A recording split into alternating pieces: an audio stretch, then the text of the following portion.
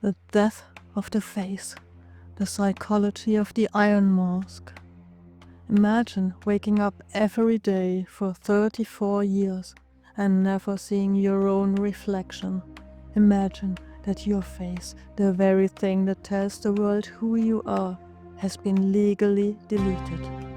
In the 17th century, a prisoner was moved between the darkest fortresses of France.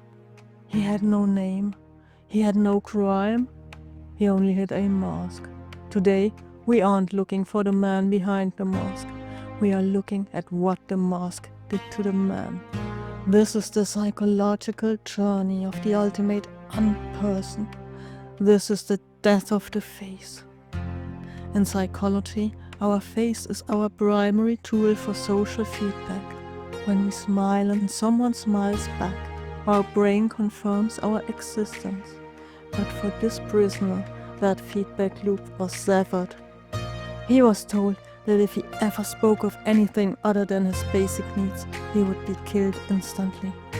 This is forced depersonalization. By hiding his face, the state didn't just hide his identity, they began to erase his self. When you cannot show emotion, your brain eventually stops feeling it. The mask wasn't just a cage for his head, it was a tomb for his personality. He became a biological machine, waiting for a death that was already 30 years overdue. Why go to such length? Why not just kill him? Because a dead body is just a corpse. But a masked prisoner is a psychological weapon.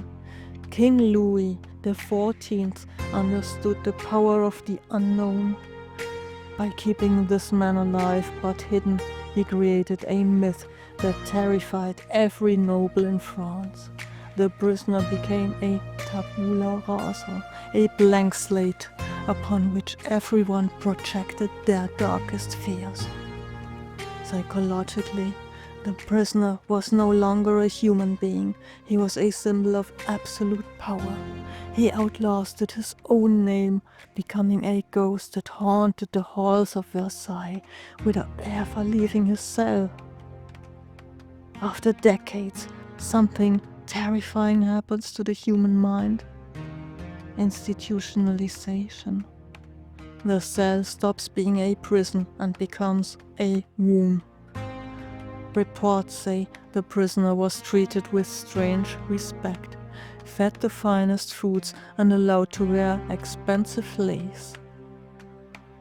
This is a psychological torture known as the gilded cage. It creates a devastating cognitive dissonance. Am I a king? Am I a monster? Am I even real? By the time he died in 1703, the man inside the mask was likely gone. There was only the mask left, walking, breathing, and waiting. He had outlasted the Sun King's reign, but he had lost the battle for his own mind. The man in the iron mask died without a face, but his story lives on because it touches a universal fear. The fear of being forgotten, the fear of being erased. If you want to, take a look at TV shows like The Prisoner or Nowhere Man.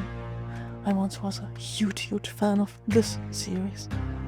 Now remember the prisoner. If you wear the mask too long, the face underneath might just disappear. Stay true, stay visible, and outlast. This was the psychological journey of the masked prisoner. Subscribe to Outcast Outlast and join us for more stories about hidden history.